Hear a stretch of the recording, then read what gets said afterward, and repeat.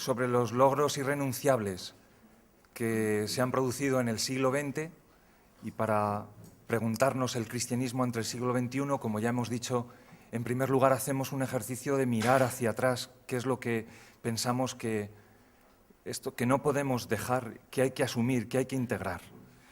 Y en primer lugar, como aparece en el título, la aportación del Concilio Vaticano II como norma sagrada para la Iglesia. Y para esta lección y la de esta tarde, pues hemos invitado, y me alegra mucho presentar al profesor don Santiago Madrigal Terrazas, que además he visto que por un error nuestro aparece también en el currículum y lo tienen todos ahí delante, entonces más sencillo también para presentarlo. Nació en Casalarreina, en La Rioja, en 1960. Ingresó en la Compañía de Jesús en 1978 y realizó estudios de Filosofía y Letras en Salamanca y Madrid hasta la obtención de la licenciatura. Es licenciado en Teología por la Philosophische Theologische Hochschule de St. Georgen en Frankfurt, en Alemania, y doctor en Teología por la Universidad Pontificia Comillas de Madrid, con una tesis publicada con el título La Eclesiología de Juan de Ragusa, estudio e interpretación de su Tractatus de Ecclesia. Es profesor ordinario de la Facultad de Teología de la Universidad Pontificia Comillas de Madrid, donde viene impartiendo clases de eclesiología, historia de la teología y teología ecuménica desde 1995. Entre sus campos de investigación, que uno, como aparece en la tesis doctoral, es el estudio del origen del Tratado de Eclesiología, otro sería también la espiritualidad ignaciana, especialmente la dimensión más eclesiológica, pero lo hemos traído aquí por el tercer campo de su investigación, que es el Concilio Vaticano II. Yo me atrevería a decir, y no lo digo porque seamos compañeros de claustro en la Universidad Pontificia Comillas y de facultad, que es uno de los grandes especialistas sobre el concilio en Europa y, desde luego, sin lugar a dudas, en España. Para que vean la cantidad de publicaciones que ha realizado en torno a esta cuestión: Vaticano II, Remembranza y Actualización, Memoria del Concilio, 10 evocaciones del Vaticano II, Karl Rahner y Joseph Ratzinger, Tras las huellas del Concilio, Tiempo de Concilio, el Vaticano II en los diarios de Yves Congar y Henri de Libac, unas lecciones sobre el Vaticano II y su legado, del 2012, y Tríptico Conciliar, Relato, Misterio, Espíritu del Vaticano II. Incluso en estos momentos está preparando una publicación para la BAC, precisamente también sobre personajes del Concilio Vaticano II. Desde 1999 es miembro consultor de la Comisión de Relaciones Internacionales de la Conferencia Episcopal Española. Ha sido decano de la Facultad de Teología y de la Facultad de Derecho Canónico de la Universidad Pontificia Comillas en los años 2002 y 2008. Es el director de la revista Estudios Eclesiásticos y miembro de la Real Academia de Doctores de España. Pues agradeciéndole su presencia, que haya aceptado la invitación a venir, pues nos agrada mucho incorporarlo como profesor a nuestra escuela, y sin más ya, pues atentos, y le doy la palabra, y los demás pues atentos a su lección.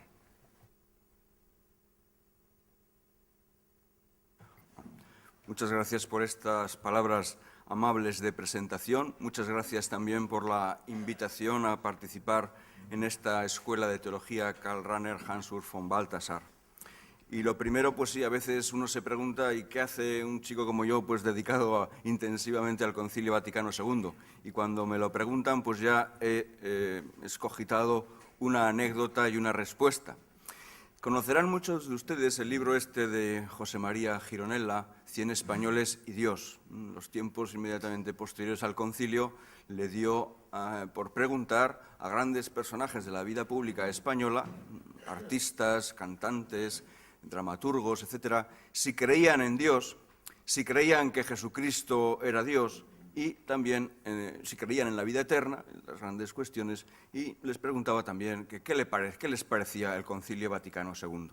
De las respuestas más pintorescas, y es la que traigo a mi caso, es la de Salvador Dalí, que dice: el concilio ni me va ni me viene, pero por mi estructura jesuítica me parece bien. Yo creo que también debe ser por... recuérdese también que el genio de Salvador Dalí se definía a sí mismo en alguna ocasión como católico, apostólico, romano y jesuítico. Pues creo que por mi estructura jesuítica y por estas cosas de tener que, cada año escolar, tener que presentar a los alumnos de la materia de eclesiología esto que es para nosotros la Carta Constitucional de la Iglesia, como son los documentos del Concilio Vaticano II, pues esto es lo que me ha obligado a esta primera obligación, pero también ya se ha convertido en una verdadera devoción. Pasando y entrando ya al tema, la aportación del Vaticano II como norma sagrada para la Iglesia. De preliminares, pues otra pequeña anécdota. En noviembre del año pasado, el Osservatore Romano, en la edición italiana, reproducía un viejo artículo del año 1962, en el que entonces obispo de Vittorio Veneto instruía a sus diocesanos acerca de la inminente apertura del Vaticano II en estos términos, como un partido de fútbol, come una partita di calcio. Y decía: cuando hay un partido de fútbol, no todos los espectadores comprenden y gustan del mismo modo. Uno que conoce las reglas del juego, las funciones precisas del portero, de los laterales, de los defensores, de los centrocampistas, conoce los trucos y los movimientos, apreciará las jugadas logradas, la técnica y la habilidad de las maniobras y de los disparos, se entusiasmará con todo ello. En cambio, quien no conoce gustará muy poco. El concilio ecuménico, que se abrirá dentro de 6 meses en Roma, en la Basílica Vaticana, es una especie de partido extraordinario. Los jugadores son más de 2000. El árbitro, en cierto modo, es el Papa. Sirve como estadio el mundo entero. Entre los espectadores, por medio de la radio y televisión, estaremos todos nosotros. Fin de la cita. Sigue la comparación, la analogía. Pues bien, la comparación del Concilio Vaticano II con un partido extraordinario de fútbol tiene su gracia, sobre todo si se repara en el hecho de que aquel obispo de Vittorio Veneto se llamaba Albino Luciani y fue el futuro Papa Juan Pablo I.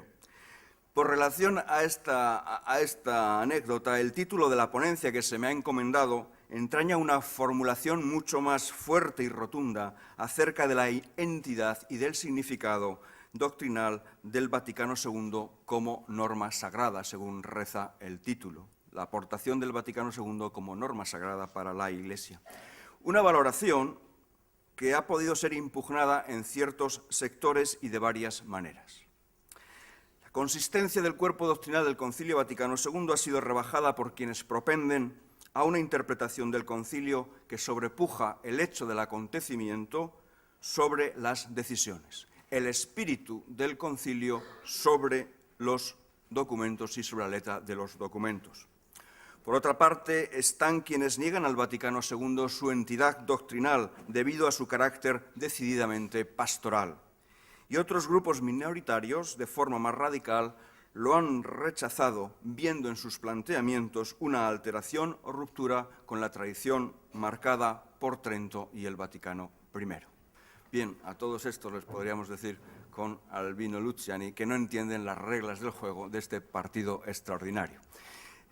Yo quisiera en este rato, en estos 50 minutos, hacer una aproximación a lo que ha sido el Concilio Vaticano II.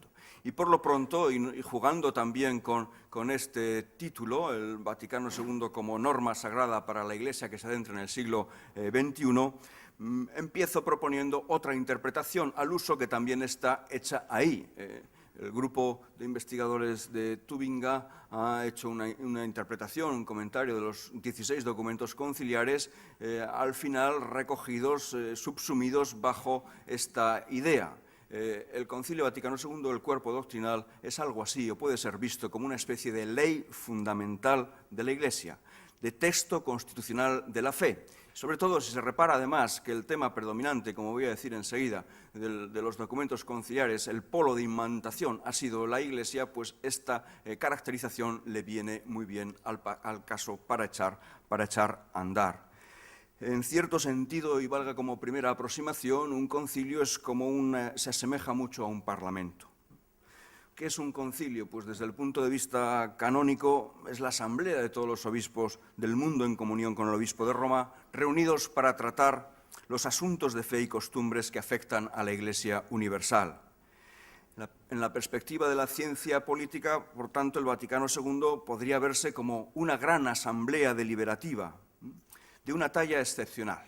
Sin contar observadores, etcétera, todo el episcopado que tenía derecho a participar anduvo en torno a los 2.200, 2.500 participantes. Si pensamos que un parlamento como el español trabaja sobre 350 diputados, hay que hacerse idea de la magnitud, de las dificultades de funcionamiento de un organismo como un concilio.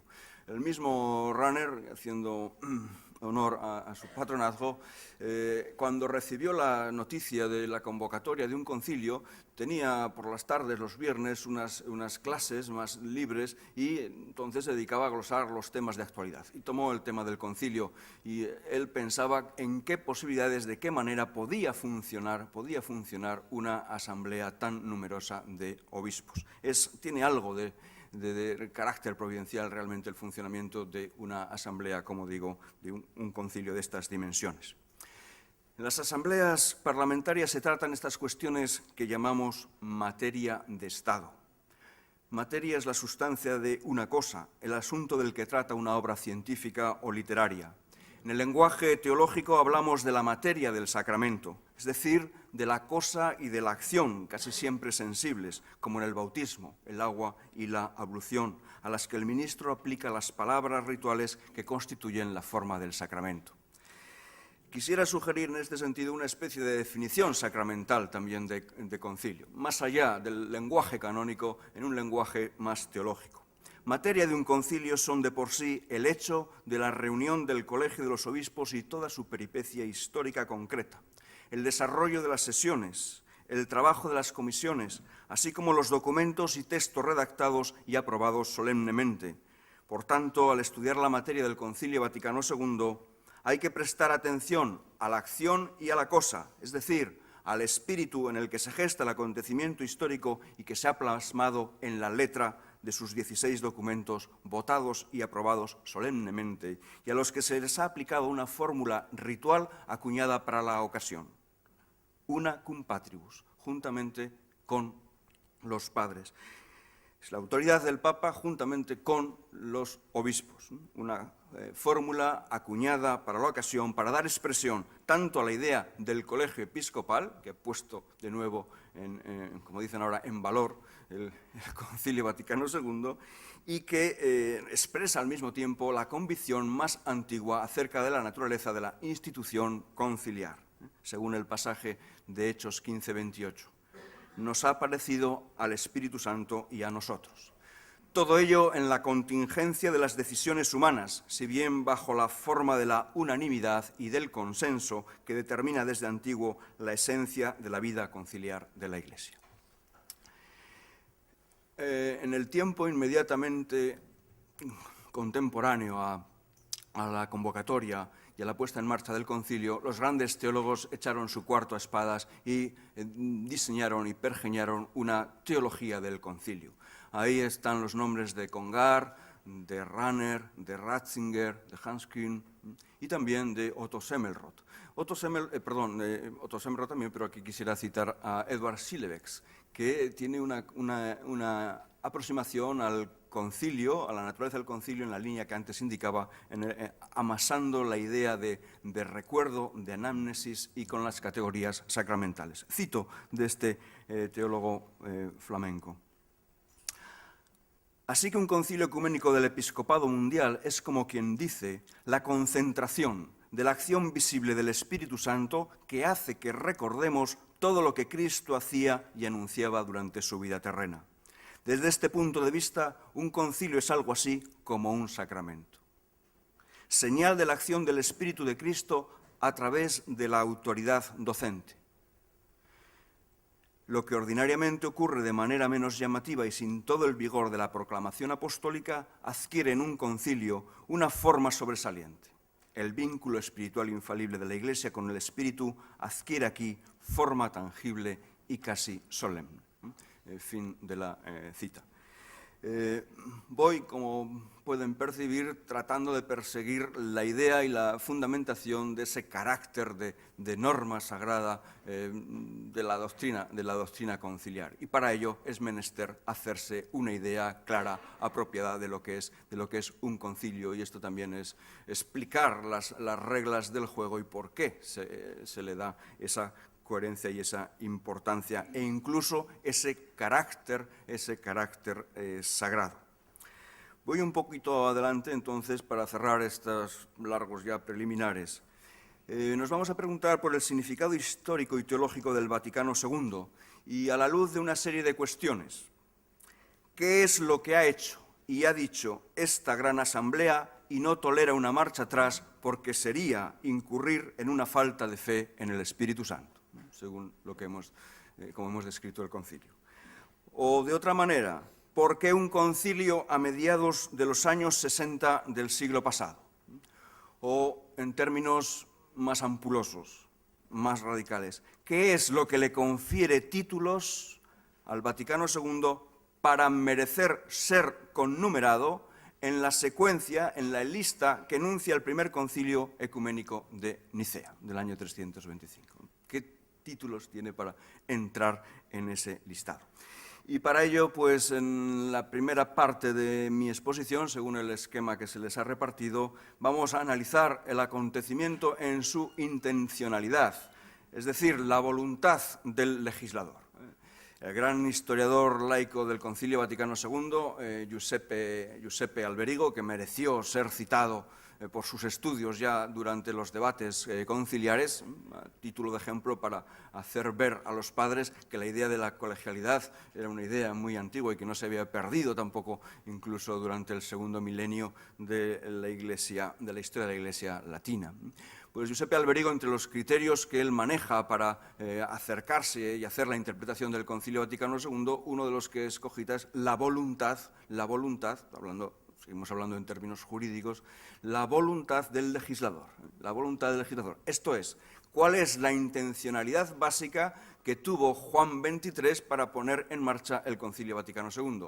Y ojo, el pobre Pablo VI ha quedado un poco bajo el relumbrón, ha quedado a la sombra, pero nadie olvide que los tres periodos de sesiones, otoño del 63, otoño del 64 y otoño del 65, ha sido Montini, ha sido el Papa Pablo VI quien ha llevado la nave al puerto, y esto contra viento y marea. Y se ha batido bien el cobre para que la voluntad inicial de Juan XXIII siguiera adelante.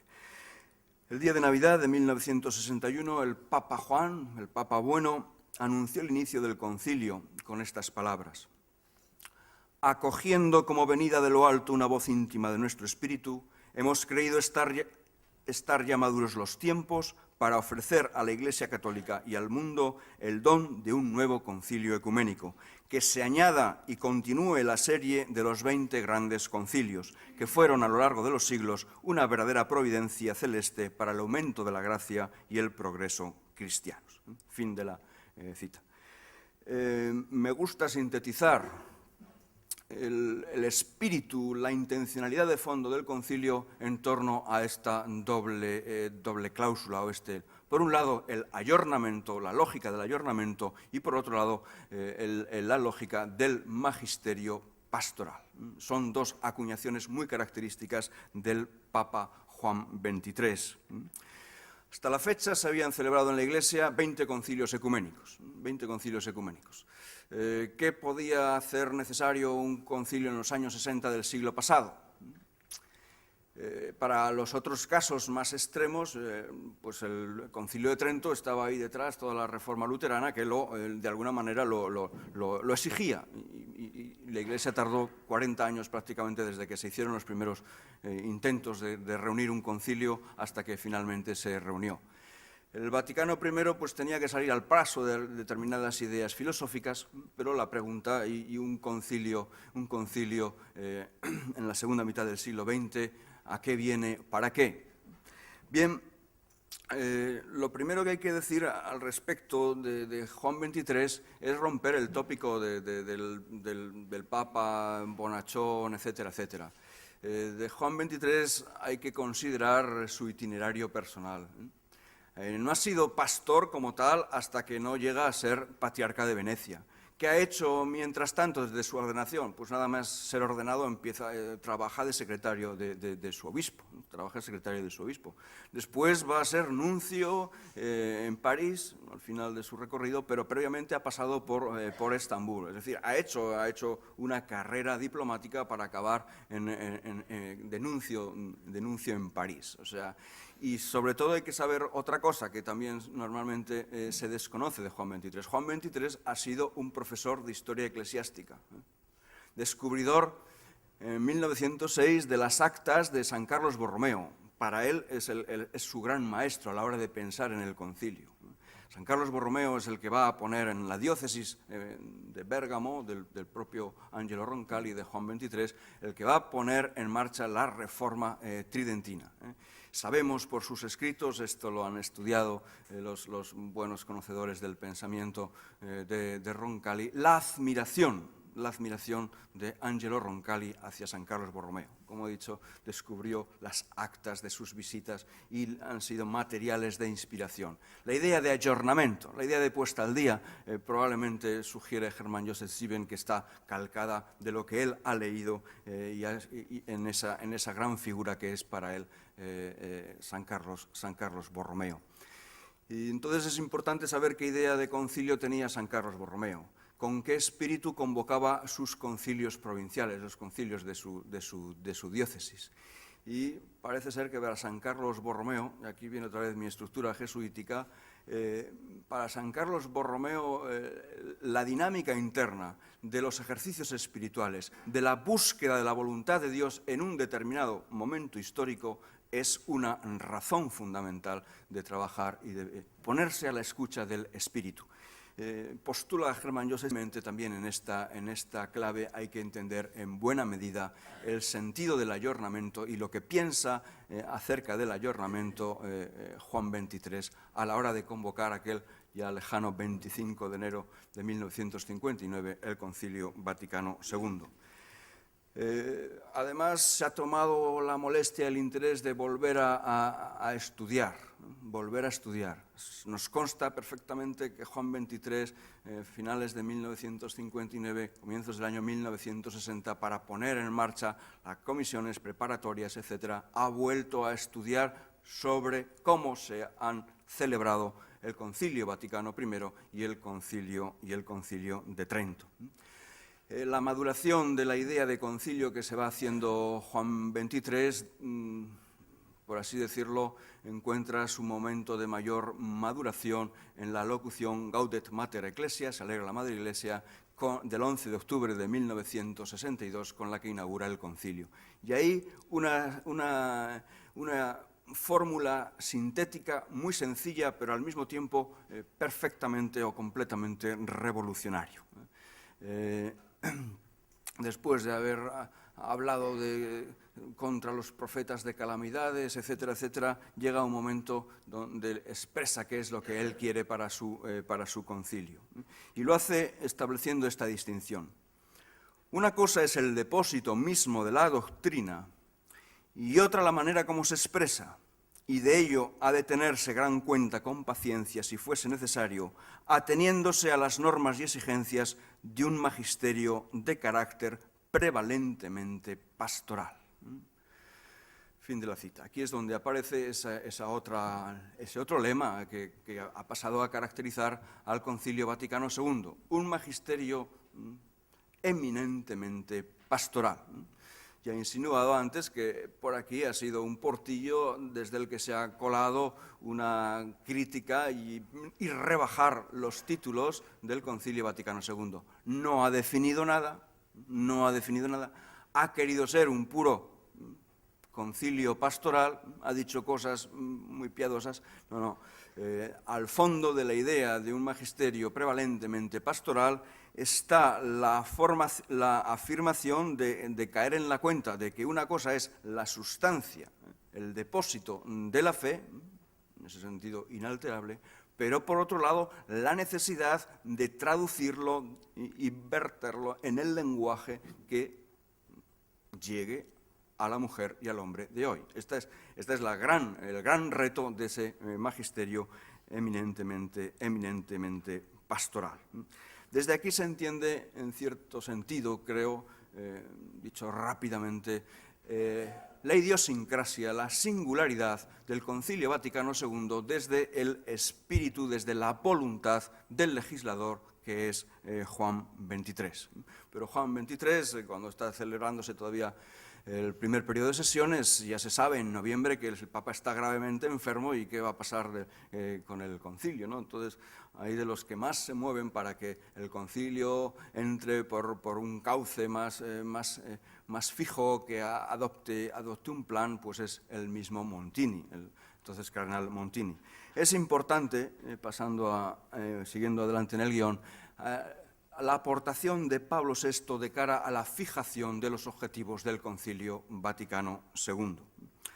Sabemos que Pablo VI ha sido el primer cardenal que nombró Juan XXIII, fue a Montini, que le habían, si se permite, un pequeño excursus, otra anécdota. Montini había trabajado mucho en la curia, pero parece ser que algunos sectores más conservadores, en concreto suelen citar sus biógrafos a un cardenal Pizzardo, pues le apartan y lo orillan y lo mandan a Milán. Pero elegido Papa en 1958, Juan XXIII, el primer cardenal que hace es Montini.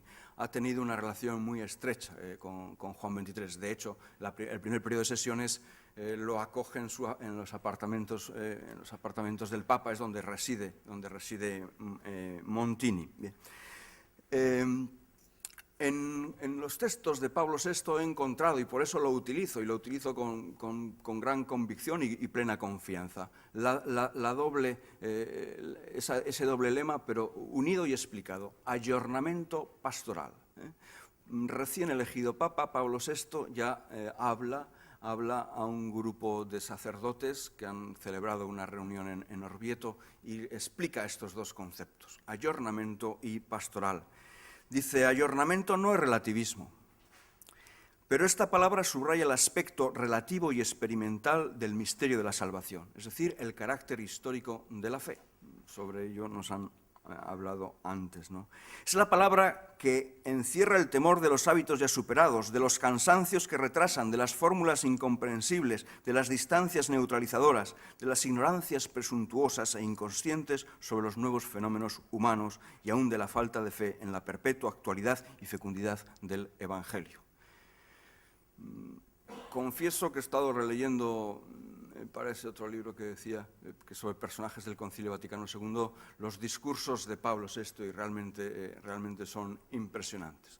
Esa imagen que se ha pintado de Pablo VI en el sentido del Hamlet de Milán, bueno, cuando uno lee estos textos tiene las ideas muy claras y lo he anticipado antes.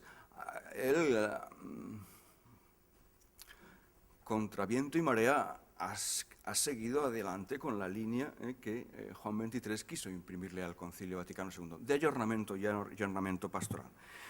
Pablo VI en aquel discurso glosaba también lo que significa el término pastoral.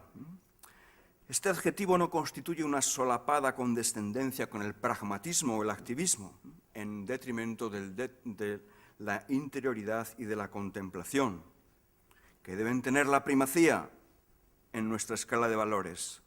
Este primado queda en pie, aun cuando en la práctica las exigencias apostólicas del reino de Dios y las circunstancias de la vida contemporánea reclamen una dedicación preferente de tiempo y energías al ejercicio de la caridad para con el prójimo.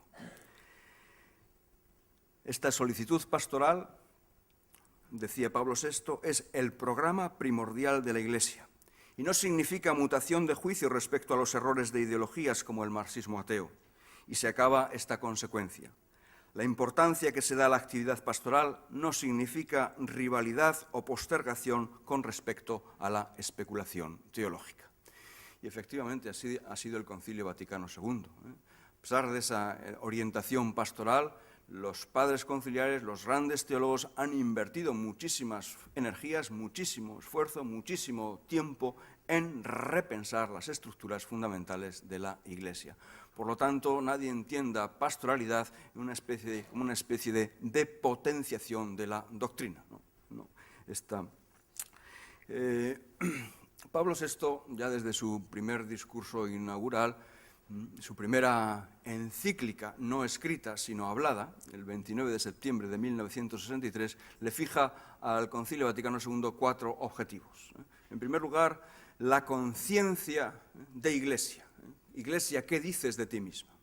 En segundo lugar, la renovación interna de la Iglesia. En tercer lugar, la búsqueda de la unidad con los otros cristianos separados. Y en cuarto lugar, el diálogo, la apertura de la Iglesia con el mundo contemporáneo.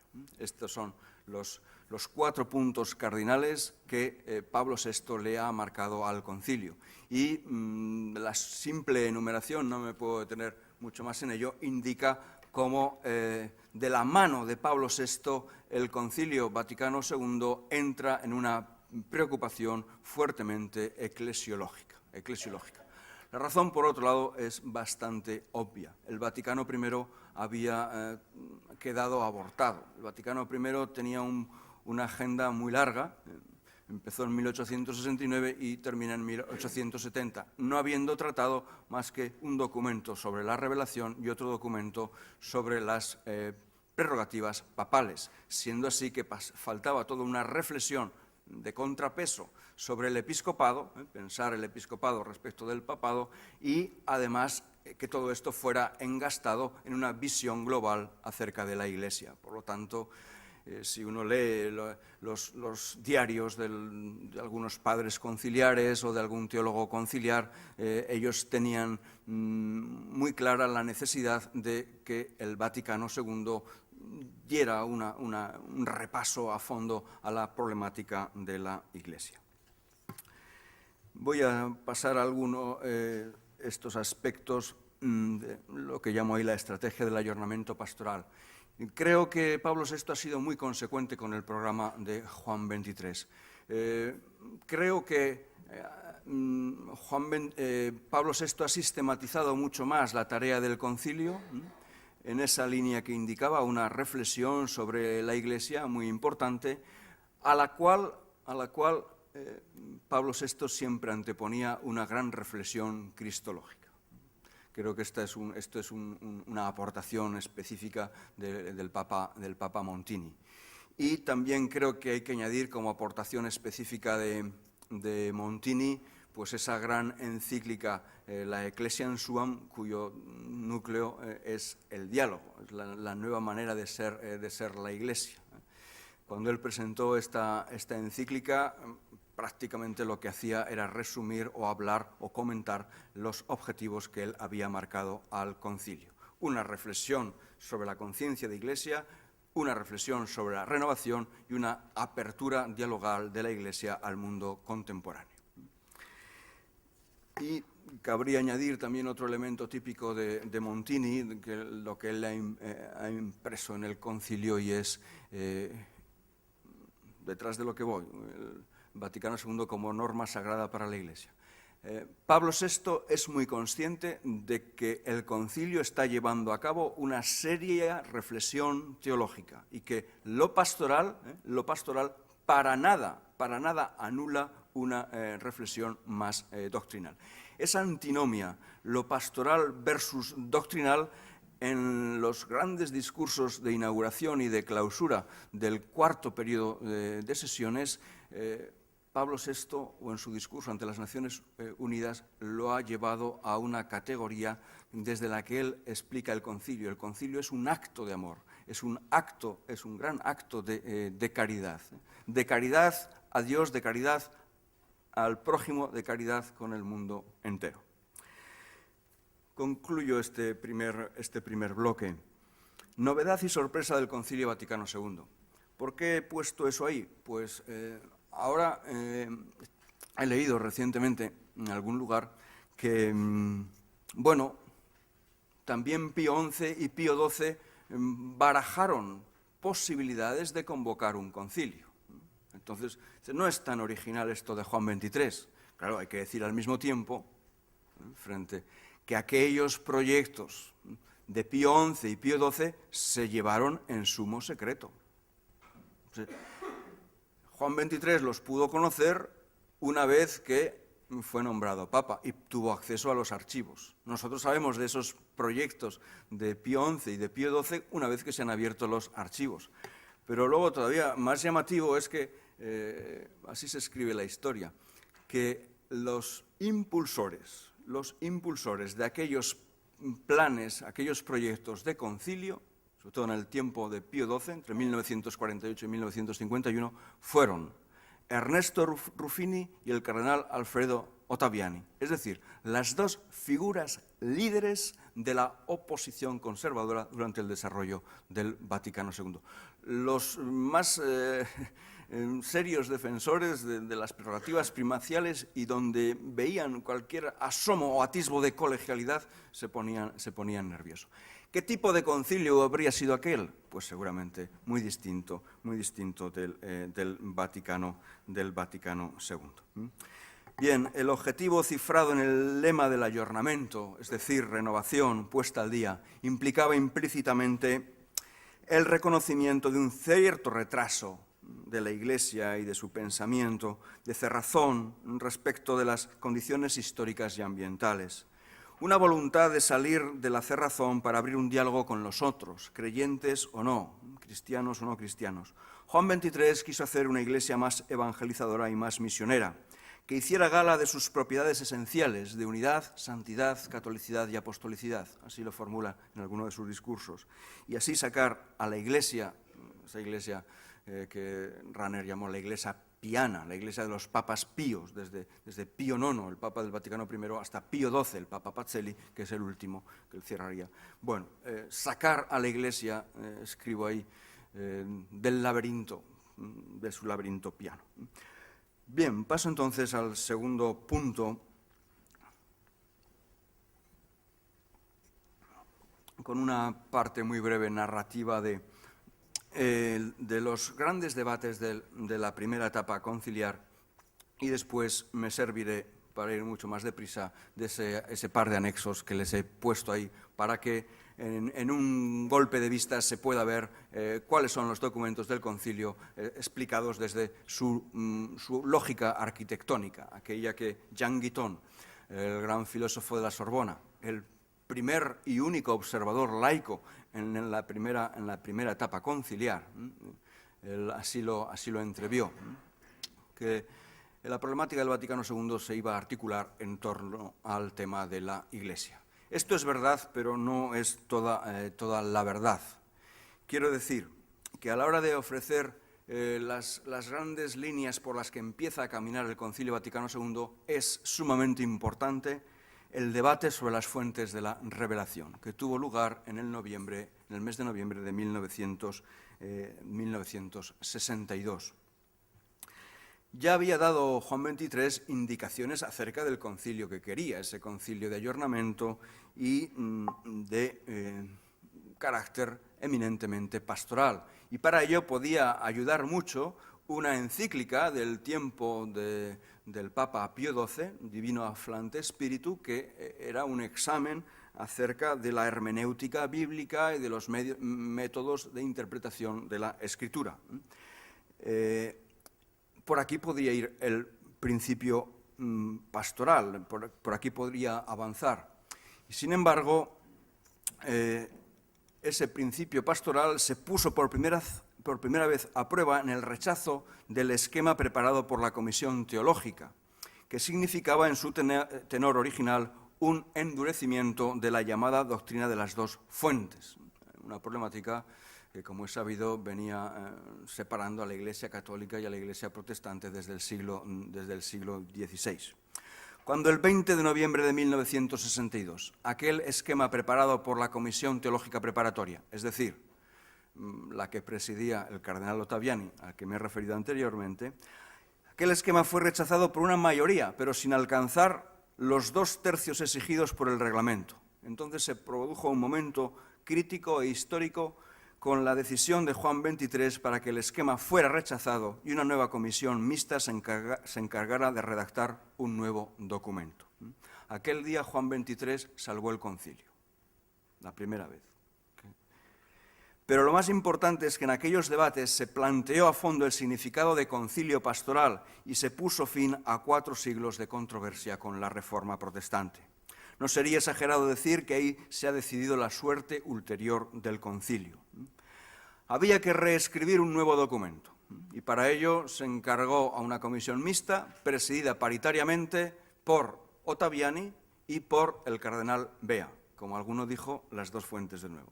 El cardenal Bea es el presidente del Secretariado para la Unidad de los Cristianos, un órgano que no tenía correlato en la curia, en el organigrama de la curia, que durante el tiempo de preparación había ido dando pasos y va a dar lugar a los documentos más rompedores del concilio, al documento sobre el ecumenismo, a la declaración sobre la libertad religiosa, a la declaración de las relaciones de la Iglesia Católica con las otras religiones no cristianas. Pero todo esto y la redacción de ese nuevo documento va a durar el resto del concilio, el otoño del 63, el otoño del 64 y el otoño del 65, en medio de grandes debates. Pero sí que se va a conseguir algo muy importante para cumplir verdaderamente el objetivo que había marcado Juan XXIII. Se va a lograr el retorno a las fuentes bíblicas, el redescubrimiento de la historia de la salvación, tan importante en el sentido de lo que nos han explicado antes. Y todo esto significa que en los documentos mayores del Vaticano II las nociones bíblicas han reemplazado a los conceptos estáticos de la escolástica.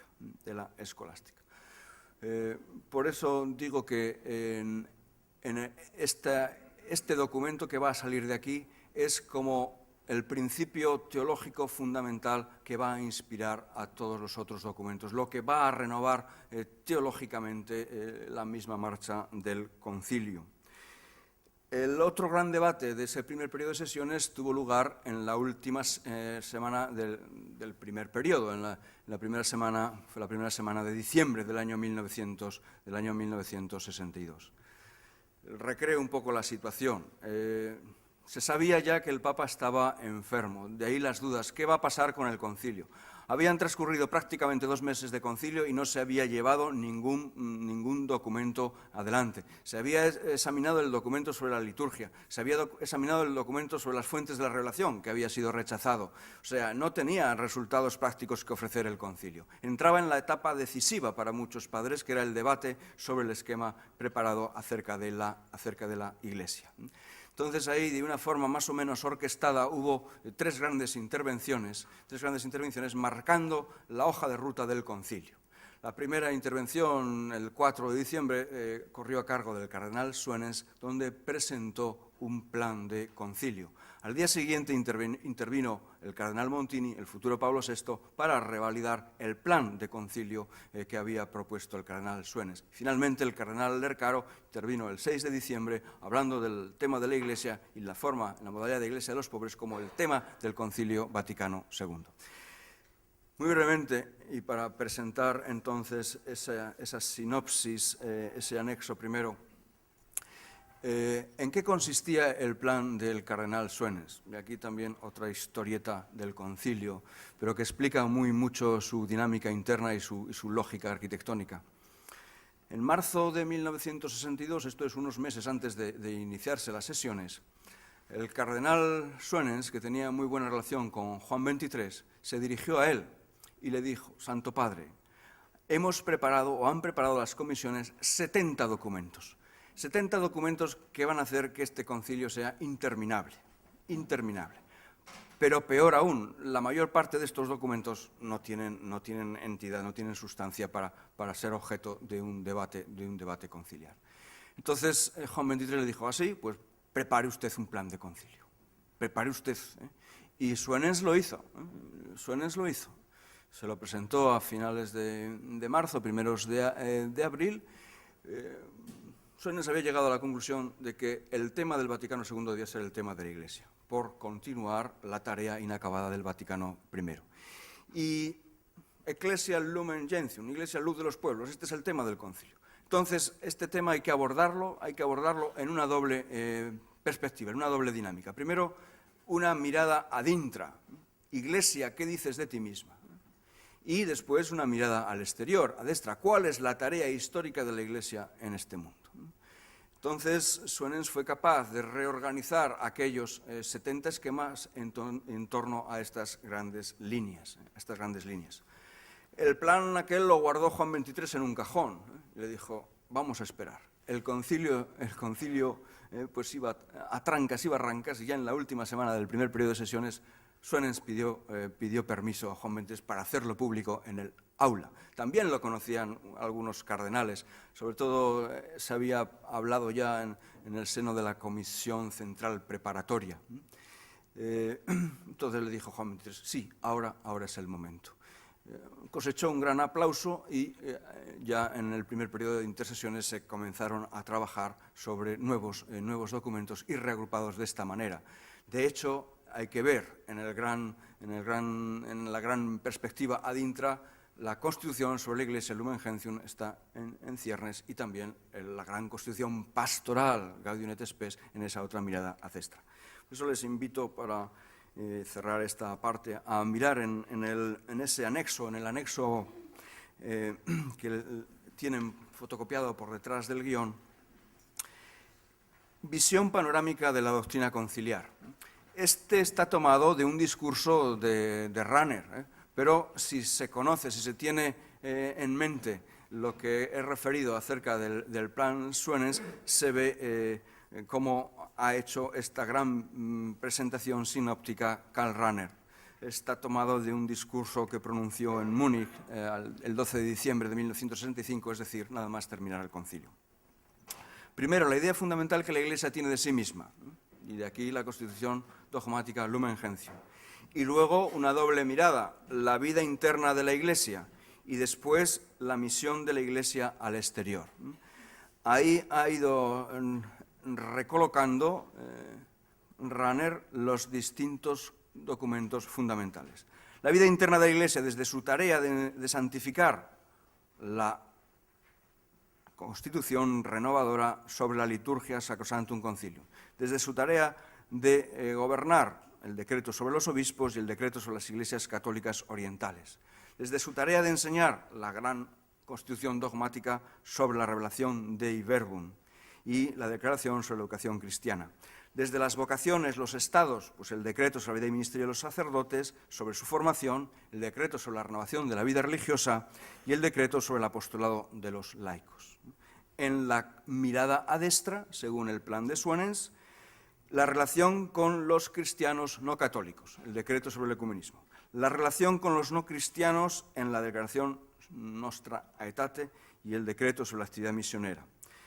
En relación con la actual situación profana del mundo, pues la Constitución pastoral Gaudium et Spes y el decreto sobre los medios de comunicación social interminífica. Finalmente, la relación con el pluralismo ideológico de la actualidad en ese documento que establece la libertad de conciencia, la libertad religiosa. Como digo, de un golpe de vista articulado con la cabeza de Karl Rahner toda la obra conciliar. En el anexo inferior, los 16 documentos están presentados según, lo pueden ver con más detenimiento, según su orden de aprobación. Nótese que hasta el segundo periodo de sesiones, el otoño del 63, no se aprueba nada. Ya en el tercer periodo de sesiones, en 1964, Lumen Gentium, el decreto Unitatis Redintegratio y el decreto sobre las iglesias orientales, Orientalium Ecclesiarum.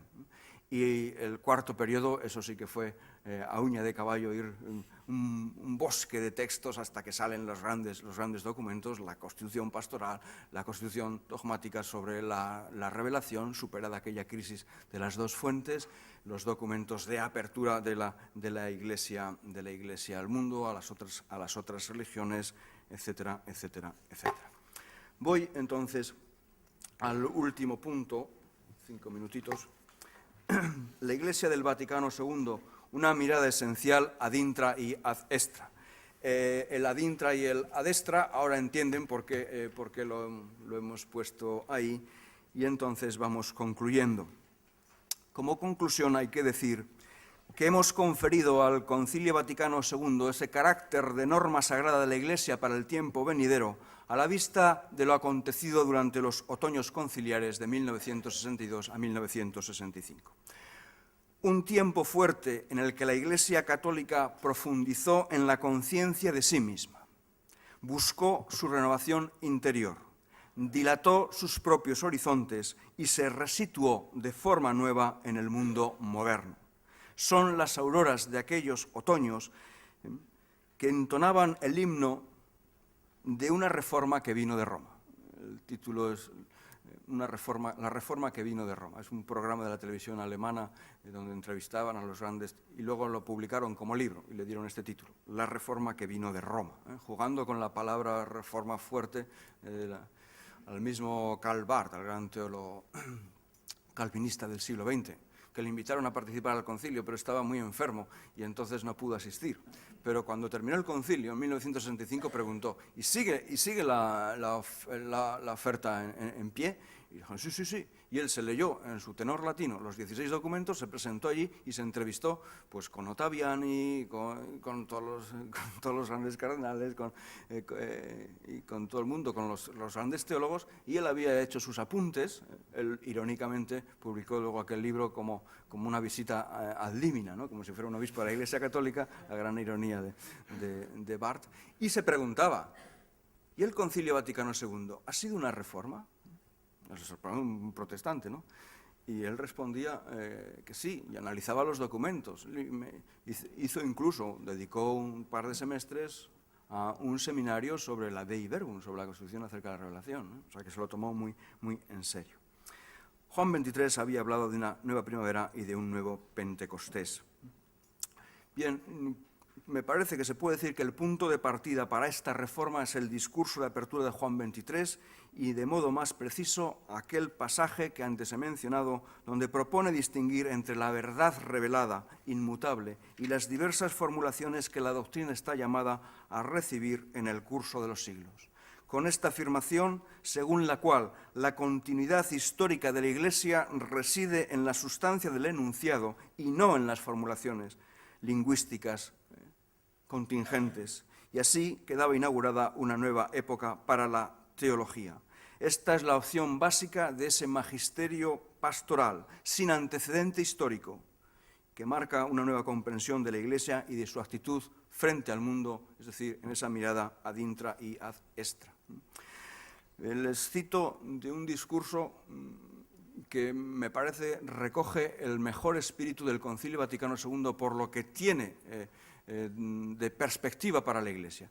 Es un obispo, el autor de este discursito, pronunciado el 5 de diciembre de 1962, un obispo auxiliar francés, Elchinger. Yo me malicio que detrás está el Gran Congar, pero bueno, solo el Gran Congar.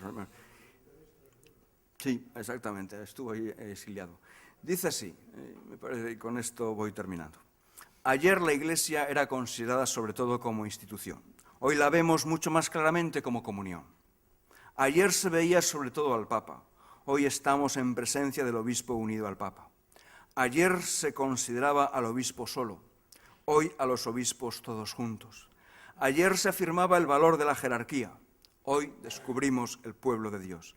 Ayer la teología ponía en primera línea lo que separa, hoy lo que une. Ayer la teología de la Iglesia consideraba sobre todo su vida interna, hoy es la Iglesia vuelta hacia el exterior. Comunión, colegialidad, participación, corresponsabilidad, fraternidad ecuménica, diálogo interreligioso, misión evangelizadora. Estas son las claves que se pueden leer entre líneas. Y concluyo, ahora sí, con una cita en homenaje a Karl Rahner. El futuro no preguntará a la Iglesia por la estructura más exacta y bella de la liturgia, ni tampoco por las doctrinas teológicas controvertidas que distinguen la doctrina católica de la Iglesia, la doctrina católica de la doctrina de los cristianos no católicos, ni por un régimen más o menos ideal de la curia romana. Preguntará, si la Iglesia puede atestiguar la proximidad orientadora del misterio inefable que llamamos Dios, y esto en forma tan convincente que el hombre de la era técnica y de la unidad del mundo, el hombre que se hace a sí mismo objeto de su propia acción y construye su medio ambiente conforme a sus propias leyes, pueda experimentar ese misterio inefable incluso como algo que se impone en su propia vida.